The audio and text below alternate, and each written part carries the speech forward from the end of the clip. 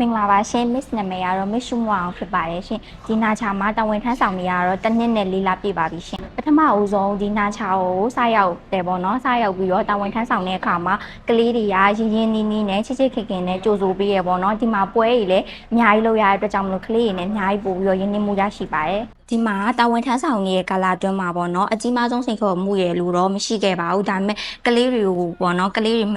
နယ်ပယ်အတီးတီးကနေပြီးတော့လာတယ်မတူညီရဲ့ကလေးတွေဖြစ်တဲ့အတွက်ကြောင့်မလို့ဒီမှာ language ဘိုင်းမဖွံ့ဖြိုးသေးရရှိရဲ social ဘိုင်းအားနည်းတဲ့ကလေးရှိရဲ့အတွက်ကြောင့်မလို့သူတို့ကိုဗတ်စုံဖွံ့ဖြိုးတိုးတက်အောင်ပြုစုပြောထောင်ပေးရပါတယ်ရှင်နာချာမှာပေါ့နော်တခြားအကြောင်းအနေနဲ့မတူတဲ့အချက်ကတော့ဒီမှာကလေးတွေကိုပျော်ပျော်ရွှင်ရွှင်နဲ့ကစားရင်တင်ယူတဲ့နီလန်ကိုအသုံးပြုရပါတော့ကလေးတွေမလှုပ်ရှင်တဲ့ဟာကိုအတင်းကျပ်အဲ့လိုမျိုးလှုပ်ခိုင်းတာမျိုးမလှုပ်ဖဲနဲ့ဒီမှာတဖြည်းဖြည်းနဲ့ပေါ့နော်ဖွံ့ဖြိုးတိုးတက်လာအောင်ကစားရင်တင်ယူတဲ့နီလန်ကိုအသုံးပြုတာဒီနာချာရဲ့တမူထူးခြားတဲ့အချက်ကလေးဖြစ်ပါတယ်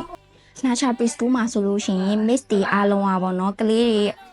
တွေကိုအချိန်တစ်ချိန်တိုင်းမှာအမြဲတမ်းအနီးကပ်တိကျကြည့်ရှုပေးပြီးတော့ပတ်စုံဖွံ့ဖြိုးတိုးတက်အောင်ပြုစုပြောထောင်ပေးရတဲ့အတွက်ကြောင့်မလို့မိဘအိမ်အနေနဲ့နာချာမှာလာရောက်ပြီးတော့ထားတင်တယ်လို့ထင်ပါတယ်ဒီ2025-2026ပညာသင်နှစ်ပါပေါ့နော်ကလေးတွေကိုဒီထက်ပိုပြီးတော့အတိညာဉ်နေပို့ပြီးတော့ဖွံ့ဖြိုးတိုးတက်တဲ့ကလေးတွေဖြစ်အောင်ပတ်စုံဖွံ့ဖြိုးတိုးတက်အောင်လို့ပြုစုထောင်ပေးမှာပါနောက်15နှစ်ကြာတဲ့အခါမှာပေါ့နော်ဒီနာချာကြီးကပို့ပြီးတော့ဖွံ့ဖြိုးတိုးတက်ပြီးတော့ကလေးတွေအများကြီးနဲ့ကျောင်းခွဲတွေအများကြီးဖွင့်နိုင်ပြီးတော့ကလေးတွေအားလုံးကလည်းပတ်စုံဖွံ့ဖြိုးတိုးတက်နေမယ်လို့ထင်ပါတယ်ဒီနာချာမှာဆိုရင်ပေါ့နော် miss တွေအားလုံးကလည်းကလေးတွေအားလုံးကိုအချိန်တစ်ချိန်ချင်းစီတိုင်းမှာပေါ့နော်အမြဲတမ်းအနီးကပ်တိကျကြည့်ရှုပေးရဲဖွံ့ဖြိုးတိုးတက်မှု6ယောက်ကိုပေါ့နော်အဓိကထားပြီးတော့တင် जा ပေးရတဲ့အတွက်ကြောင့်မလို့မိဘရဲ့အနေနဲ့နာချာမှာကလေးတွေကိုလာရောက်ပြီးတော့ထားပေးဖို့အတွက် miss ကအကြံပြုပေးချင်ပါတယ်ရှင်